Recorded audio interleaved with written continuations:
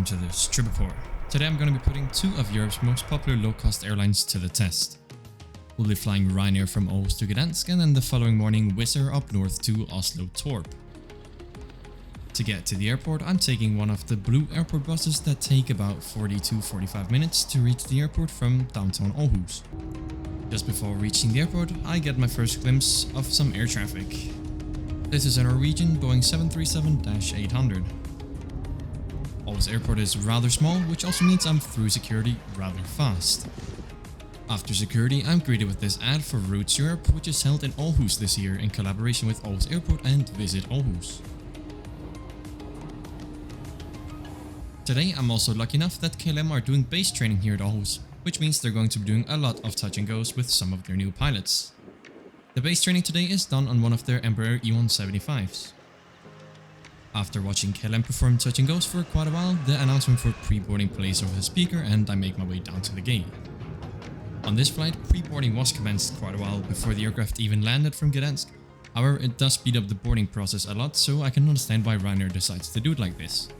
There are no jet bridges available here at Aarhus Airport, so any flight from here will be boarded via stairs. As I had bought Ryanair's regular package, which includes a 10 kilo overhead locker bag, as well as seat reservation and of course priority boarding, I'm among the first passengers to board. The base fare for this leg was just 13 euros. With an upfront seat and the regular package, the total of this flight sums up to 37 euros. This flight is my first flight with an inoperative APU, which means we'll have to use an air starter unit. The armrest at my seat was for some reason very loose.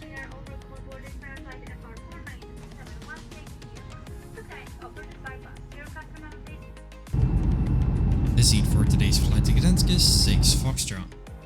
The flight is operated by Bus, the Polish subsidiary of Ryanair. Sierra Papa Romeo Kilo Charlie is an 8-year-old Boeing 737-800 that was first delivered to the Irish Ryanair in 2016 as Echo India Foxtrot Romeo Delta. In 2019, it was then transferred to Bus and re-registers to its current registration. Due to the inoperative APU, we're starting an Indian stand and the commentary will continue once we are airborne headed east towards Poland. Please remove headwind behind. Should given by the crew are followed. Foot at all times. Schwierig elektronisch.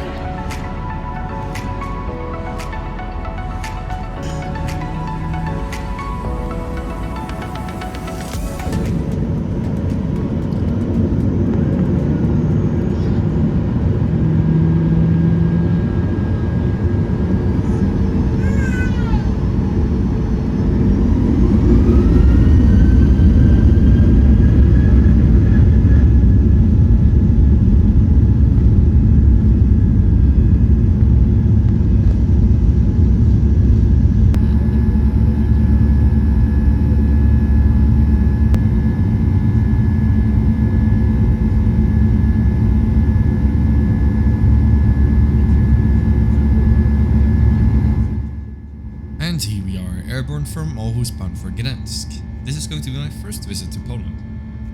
Shortly after departure, we start flying through some rather heavy rain showers, which is also quite obvious on this clip. The flight time is estimated to be around 1 hour. The cloud layer is quite thick today, but breaking through the clouds is always a stunning sight no matter what. On this flight, we had to climb actually through 2 cloud layers, however, the second one is quite thin. As we're leaving the Danish airspace and making our way through Sweden, we got a small glimpse of Copenhagen Airport, which I will be flying to tomorrow on a Dash 8. To get home from Copenhagen, I'll be taking my first ever business class flight, which just might be one of the shortest in the world. While cruising at 39,000 feet, we're flying past the Danish island of Bornholm. The cruise phase of this flight lasted only 15 minutes, however the crew managed to come around with a foods and drink service, as well as another round with perfumes and other stuff like that. Generally, the crew was very friendly on this flight, and before long we started our descent into Gdansk. We did depart about 40 minutes late from Aarhus, so it's going to be interesting to see how late we're gonna arrive. I'm only staying in Gdansk for this one day, and I'm hoping to do some spotting and visiting the city center. As we're getting closer, a shoreline starts to appear, and as we're getting ready to turn over land, we're flying past this very nice harbor.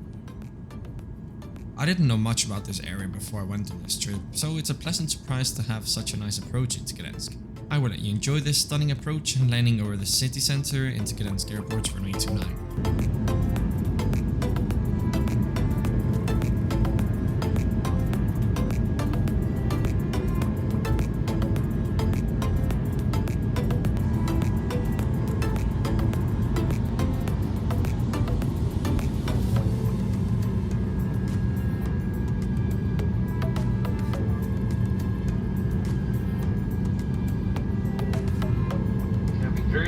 18 secure.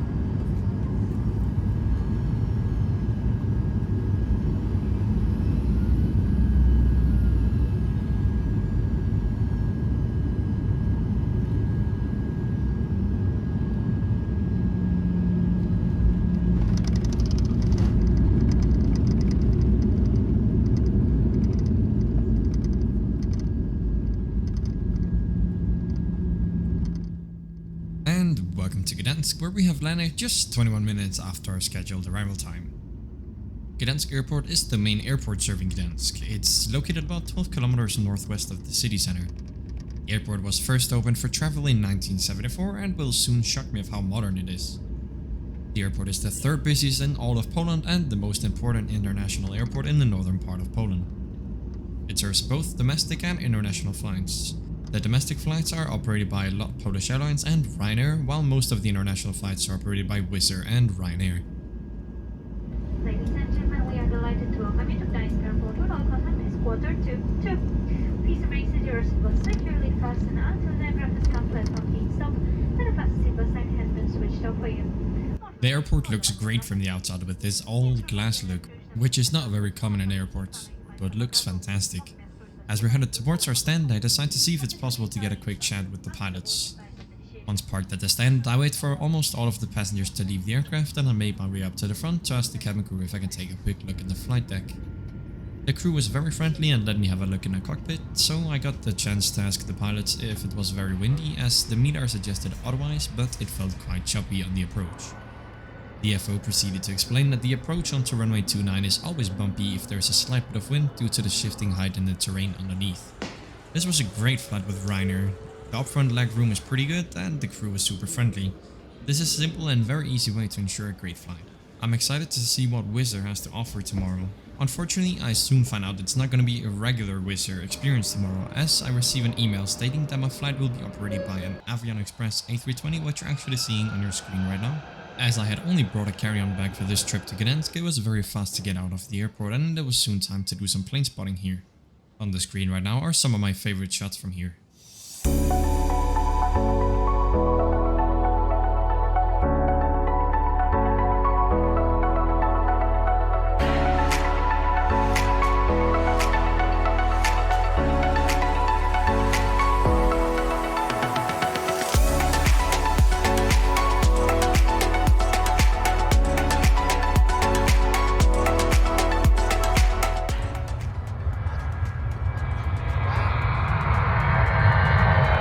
After a short night's sleep, I wake up to -degrees and a frozen rental car. It was only about 5 to 7 minutes with the car from the hotel to the airport, and first things first is to drop off the rental car. We were cutting it a bit tight as we dropped off the rental car at 5 AM with a scheduled departure time of 6:10. Unfortunately for us, the queue at security was really long. However, it only took about 20 minutes to get through. Almost immediately after getting through security, boarding was commenced. Like on the Ryanair flight, I had bought the bundle with a carry-on and priority boarding. Today's flight up to Torp is flown by a 15-year-old Avion Express Malta A320 on behalf of Wizz Air. I'd originally paid for row 9 as it was scheduled to be flown by an A321neo. However, I had to pay extra last minute to change to row 4 as the flight got changed to an A320. The base fare for this flight was only €11. However, with a carry-on bag and a seat reservation, the total for this flight comes to €60. And with the last minute seat change, I paid in total €66 for this flight up to Torp. After a quick look at this KLM E2, it was quite obvious that all the planes that had overnighted here in Gdansk needed to de-ice. This was a bit of a problem since we only have a 1 hour and 20 minute connection up on Torp. Passing behind us is the exact Ryanair plane that brought me here. After waiting for a while in the aircraft, we pushed back a bit late. However, the delay is only gonna get worse as there's quite a bit of queue to get de-iced, as there's only 2 planes that can get de-icing treatment at the same time. As we're pushing back from the stands, we get this nice view of this CityJet CRJ900 operated on behalf of SES bound for Copenhagen. The engines are starting up and the commentary will continue once we are airborne headed north towards Oslo Torp.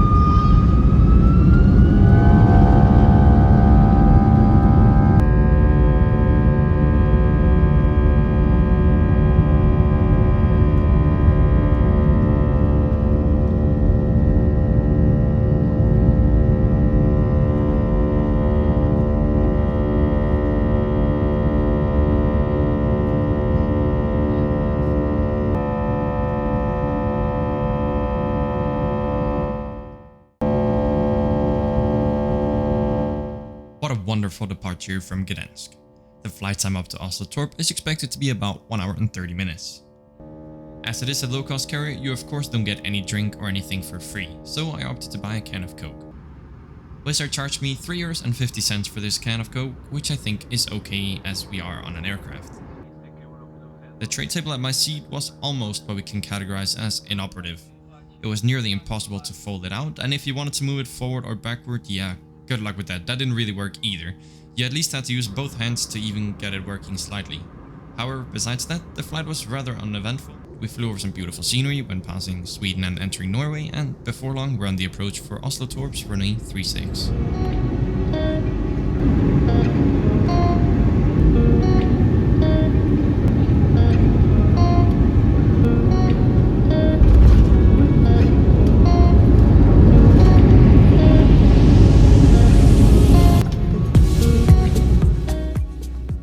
To Oslo Torp, where we have landed only 15 minutes behind our scheduled arrival time, despite departing over 45 minutes late.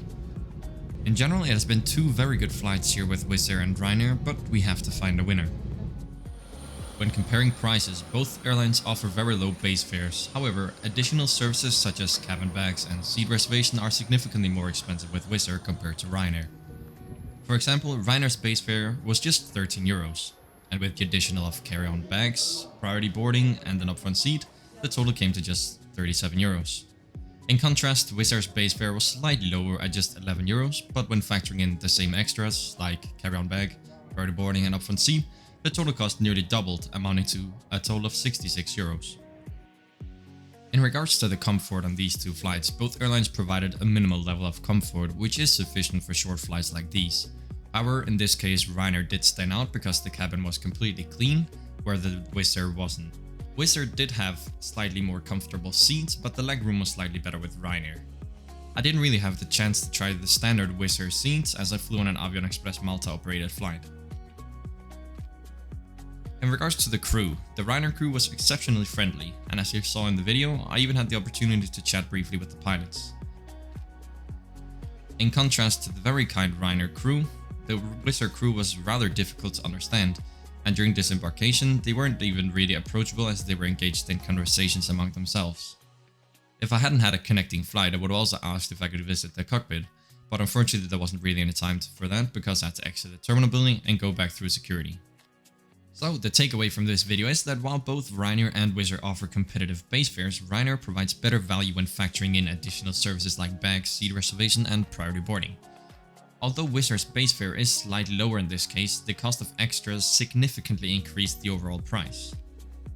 Ryanair did offer slightly better comfort than Wizz Air in this case. The cabin was clean and the legroom was slightly better. When it comes to the service, Ryanair's crew was very friendly in this case and more welcoming and approachable, while the Wizz Air's crew, though professional, felt less engaging. Overall, Ryanair offers a more balanced experience in terms of price, cleanliness and customer service. Therefore, Ryanair gets an 8 out of 10, while Wizz Air gets a 7 out of 10.